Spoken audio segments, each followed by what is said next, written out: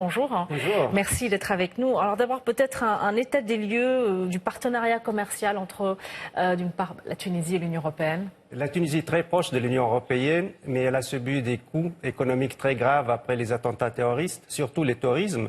Les Européens ont fui la Tunisie, tout court, sauf les Algériens et les Russes et les Tunisiens qui ont sauvé les quelques saisons touristiques. Donc c'est un partenariat très très complexe, très développé, mais qui a aussi conduit, comme les accords avec l'FMI, à la chute de la classe moyenne tunisienne. Aujourd'hui, il faut que les Européens comprennent qu'il y a le déclin de la classe moyenne tunisienne. Et on ne peut pas construire une démocratie sans la classe moyenne. Ils veulent que les prix, par exemple, d'un pain, on achète un pain ici à Paris à 2 euros, à Londres 2 pounds, à Washington 2 dollars, mais les Tunisiens ou l'Algérien ne peut pas l'acheter à 2 dollars. Il faut des subsides, il faut des subventions de l'État, il faut l'intervention de l'État. En plus, la démocratie tunisienne est tombée dès le premier jour avec des élites malheureusement qui sont contre le slogan de la révolution tunisienne. Je rappelle, c'était travail, liberté et dignité nationale. Dignité nationale, ça veut dire souveraineté, on est souverain face à nos choix. Liberté et la démocratie, ça fonctionne jusqu'à nos jours. Et on commence par le côté travail économique. Quand l'FMI et l'Union européenne nous imposent des choix néolibéraux qui ne correspondent pas à la population, l'aspiration de la révolution tunisienne, donc on est face à une grande contradiction qui va s'exploser un jour. Rappelons-le, chaque décembre et chaque janvier, il y a eu toujours des manifestations sociales qui veulent encore continuer ce qui s'est passé en 2011. Cet accord, beaucoup d'observateurs le jugent néocolonialiste. Vous partagez cet avis ? Bon, moi, j'aime pas trop peut-être les slogans, je suis politologue, objectif, neutre, etc. J'essaie d'utiliser des termes plus... Cela suppose une mainmise de l'Union européenne. Absolument, c'est contre, en tout cas contre la dignité nationale, que ce soit l'FMI ou l'Union européenne, parce qu'ils sont des bureaucrates chez eux, à Washington ou à Bruxelles. S'agissant précisément de cet accord, l'ALECA, cet accord de libre-échange, donc avec l'Union européenne, est-ce que c'est un accord qui est de nature justement à booster l'économie tunisienne ou pas ? Non, je vois pas. Pour le moment, je vois vraiment le déclin de la classe moyenne, le déclin de l'industrie tunisienne.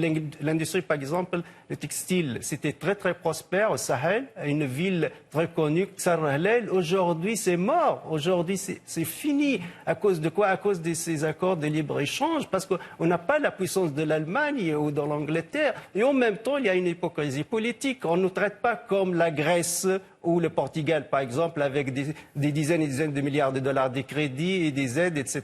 Non, vous ne faites pas partie de l'Union européenne, mais voilà nos conditions. S'il y a 2 attentats, alors on ne vient pas en tant que touriste chez vous, débrouillez-vous, cherchez ailleurs. Et les crédits sont très très limités. J'ai tous les chiffres des crédits qui viennent de l'Union européenne sont vraiment très limités face à la Tunisie, qui donne un modèle, un exemple démocratique dans le monde arabe. C'est le pays le plus libre, entre guillemets, c'est le pays le plus démocratique, la liberté d'expression est garantie, etc., etc. Avant, l'Union européenne ne veut pas aider la Tunisie en disant à Ben Ali, vous êtes une dictature. Dès que vous devenez une démocratie, les portes vont être ouvertes. On est une démocratie, mais les portes sont toujours fermées. Ça ne participe pas, en tout cas cet accord ne participe pas à un partenariat gagnant-gagnant entre l'Union européenne et la Tunisie. Absolument, c'est entre les forts et les faibles.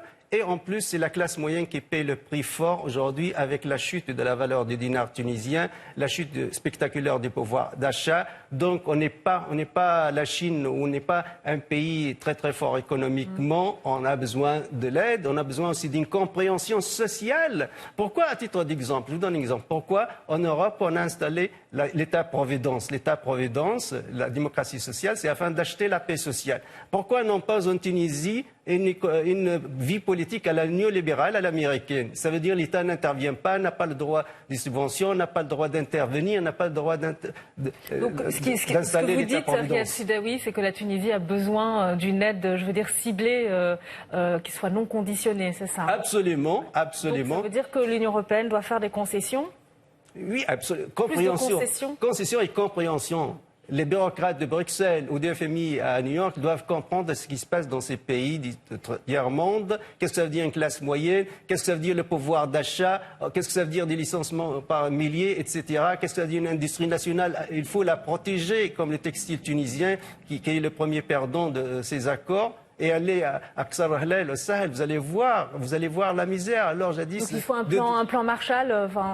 À titre d'exemple, un plan Marshall et des aides sérieuses, et surtout, pourquoi pas, on n'insiste pas à l'État-providence, une démocratie sociale en Tunisie, afin de croire que les Européens vraiment veulent aider la Tunisie. Merci beaucoup Riyad Sidaoui. Je rappelle que vous êtes le directeur du Centre arabe de recherche et d'analyse politique et sociale. Merci à vous, je vous en prie.